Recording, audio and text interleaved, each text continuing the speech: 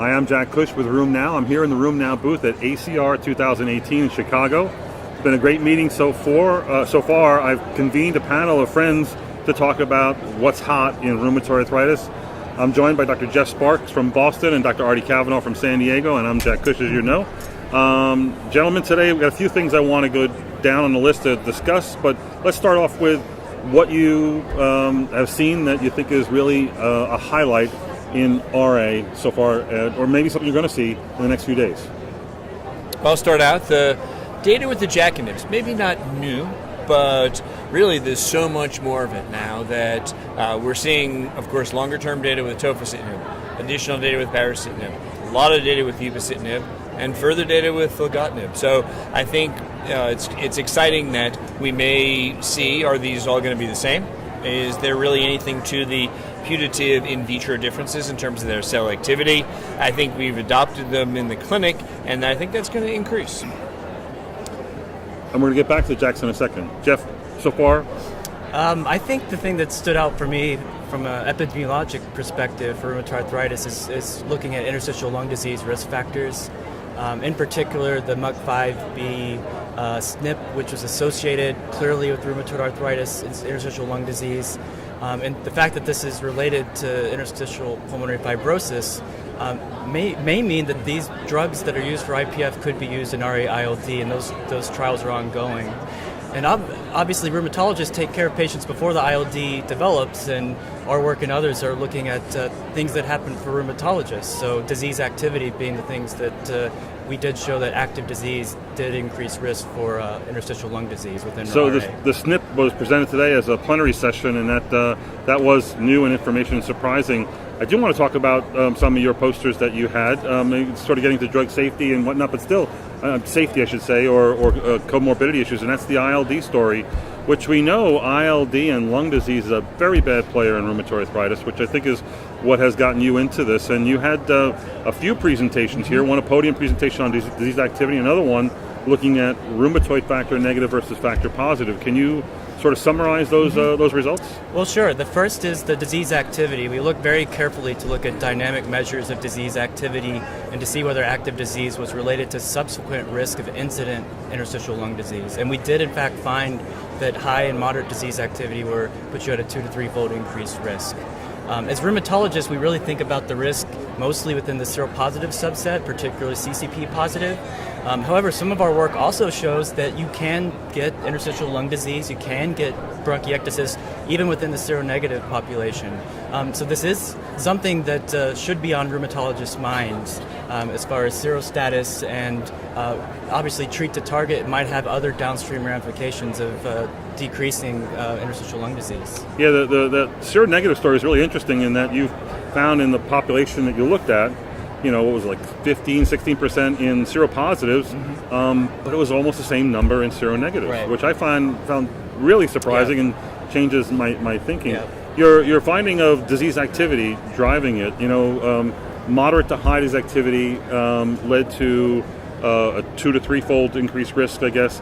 But the number of patients that qualified as having ILD in your follow-up period was still quite low.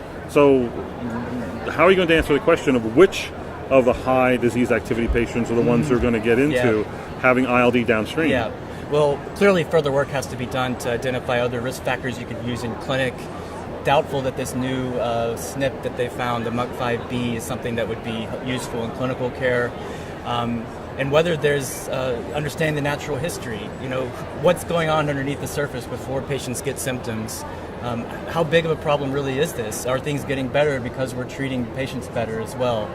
So I think there's still a lot of work that needs to be done as far as understanding risk stratification, things we can use in clinic to really go after the people that are most likely to benefit.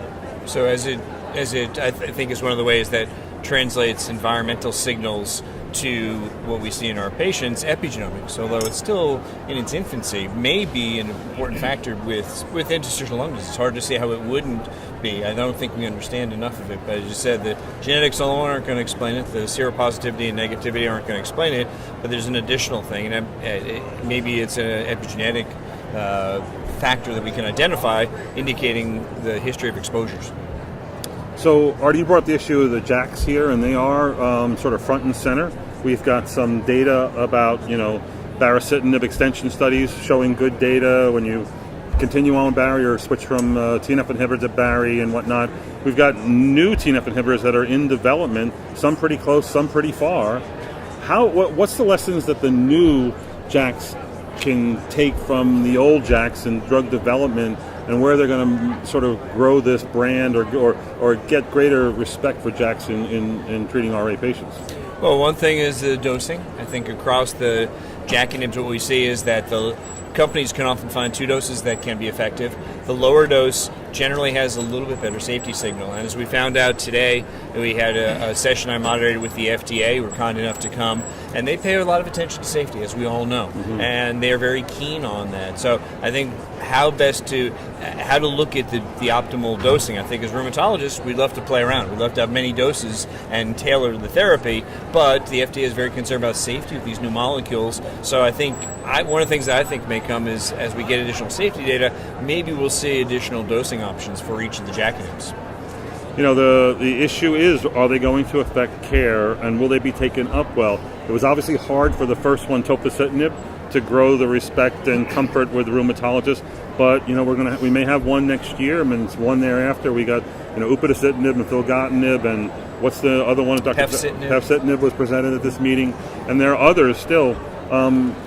Jeff, do you think that this is they're going to become more acceptable as we get more in the marketplace, or what might be the tipping point for rheumatologists in having comfort with JAK inhibitors? Yeah, well, I think obviously it's really good news for both patients and providers that there's a long list of approved medications for RA.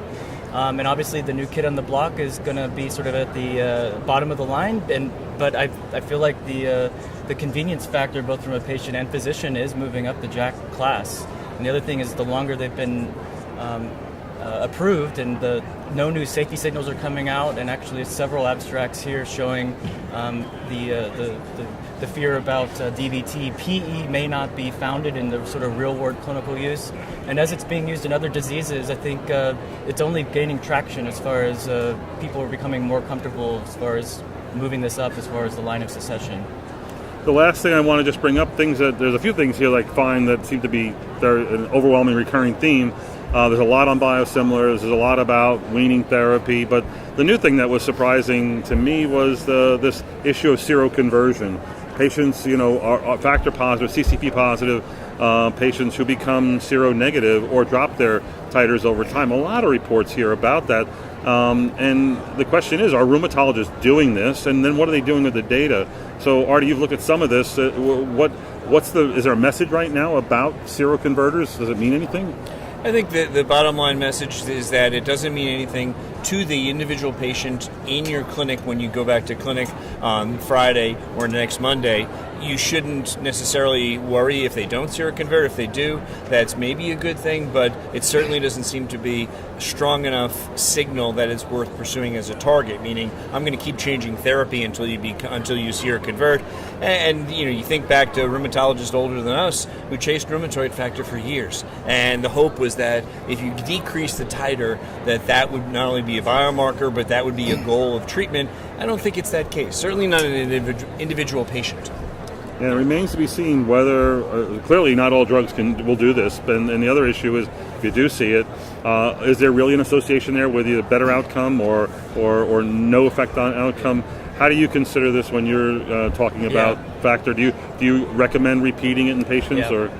Well, I think we have clear already goals of target that are already underutilized. So to add CCP in the mix where it's questionable that the number needed to treat are ever going to be cost effective. Certainly it's interesting from a research perspective, but how are you going to understand when you're treating a patient whether it's noise? You repeat the same assay 2 times, you're going to get a different result. So is it really going down, or is it just noise of the assay? Not ready for prime time. Such sage advice from such a young rheumatologist. Artie, we should worry. Yeah. No, you think back of you kind of alluded to, there are probably drugs that change rheumatoid factor, like Dilantin. There are people on Dilantin whose rheumatoid factor would go away. Of course, had absolutely no clinical relevance. So there may be a dissociation between that. And I think Jeff hit it on the head. That is it cost effective? Is it worth doing for that next patient you see in the clinic? Right. All right, I want to thank my friends Jeff and Artie for joining us on this RA panel. you. See you at the meeting.